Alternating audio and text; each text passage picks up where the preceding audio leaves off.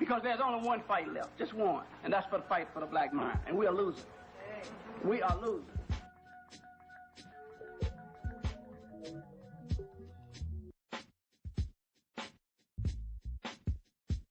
Hard sense. Observing the stolen African presence here in America, what is the greatest psychological challenge that we are facing right now? Getting our mind back.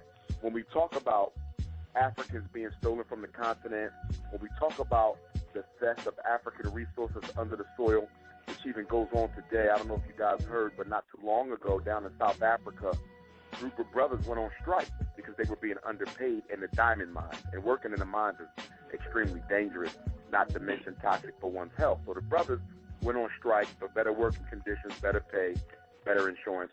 And what happened was there was a little bit of a tussle that ensued, I believe, and the South African police basically shot all the brothers. I think most of them were killed. That's how they dealt with their going on strike. The worst thing that was stolen from us was our mind. It was our mind. More than the people, more than the resources, they took our consciousness. They took our worldview away from us. They took our level of respect. At the end of the day, slavery was dehumanization. It was a dehumanization process. The enslavement of African people, unlike any other slavery, codified us as being inhuman. We're the only slaves in world history, people who were enslaved, in world history, who were considered not to be people.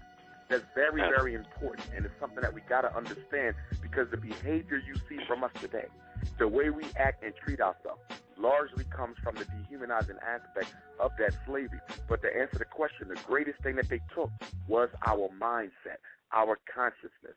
The post-traumatic slavery disorder is alive and well. The psychological residuals of oppression and dehumanization is alive and well. And the one thing that I want to be careful about, and I want to make sure everyone is very clear when I say this, you cannot replace conditioning with information.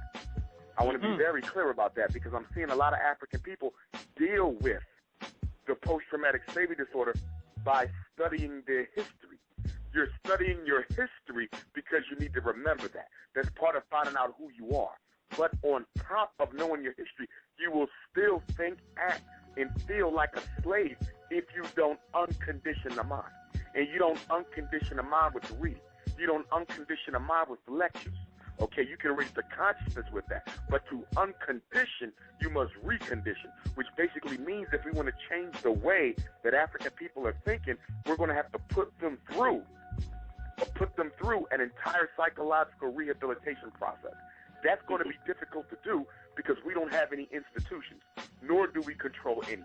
So the best way to begin that process of altering that Negro psyche is to build schools, because children naturally listen to the adults. And so if we began with the children, the next generation, by reconditioning their mind, by re-Africanizing them, by teaching them how to behave and how to think, not just piling the mind with information. See, when you study history, you're piling the mind with information. That's important, but all it is knowledge. But the understanding can't come from that.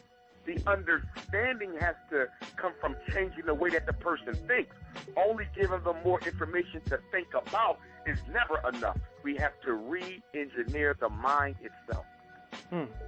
Because there's only one fight left, just one, and that's for the fight for the black mind, and we are losing. We are losing.